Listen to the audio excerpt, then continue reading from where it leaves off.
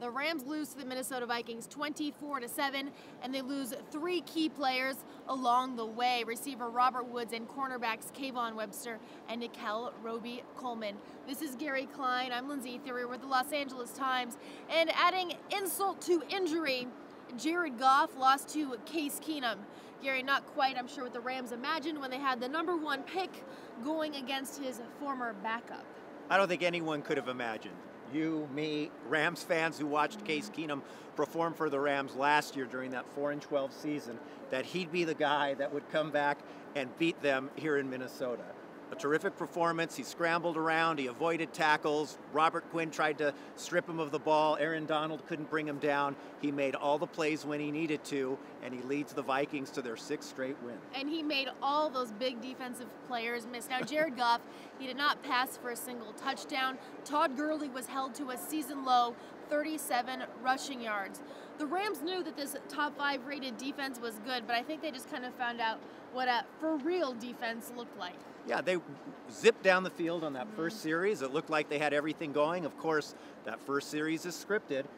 The Vikings start making adjustments, and Goff didn't play poorly. He didn't turn the ball over, but the Rams were victimized by one key fumble by Kupp, and they just never were able to get into a rhythm. Coach Sean McVay fell on the sword. He said it's his fault, but really they've got some work to do before they play the New Orleans Saints. Yeah, the game was tied at 7. A few minutes before halftime, Kupp makes a catch there on the 1-yard line. He's stripped of the ball. It comes out, obviously. The Vikings recover, and it was just an absolute buzzkill for the Rams. They go into halftime tied instead of perhaps going with a 1-score lead.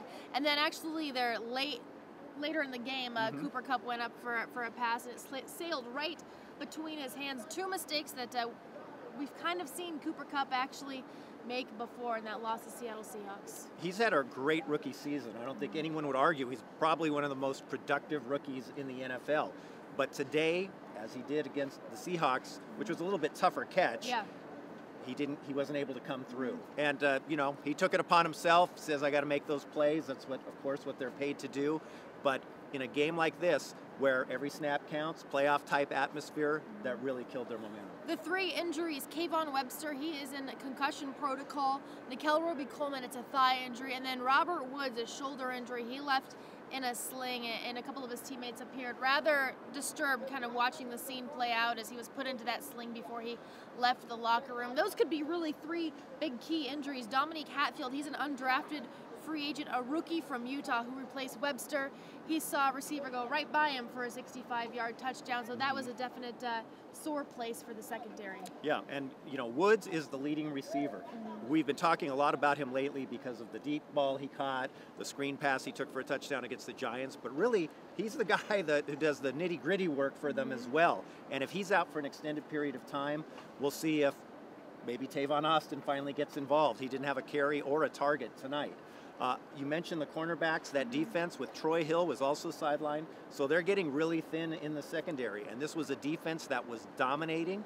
Did not play poorly today. But they sure didn't get to Case Keenum. Yeah, they did, but they weren't able to sack Case Keenum, and they just didn't get any help from the offense tonight. So instead of leaving Minnesota 8-2, the Rams are now 7-3. They're going to host the New Orleans Saints next weekend in the Coliseum.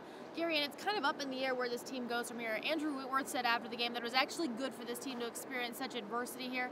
The crowd was unbelievably loud, except for after Todd Gurley scored that first touchdown. It was amazing how silent they went. But really, this was a pretty adverse situation for the Rams to face. From an experience standpoint, if in fact they do make a playoff run, then do you think they will at this point? I think they still, have a shot, but this kind of game, we'll see how they react. Yeah. And we'll see who gets healthy.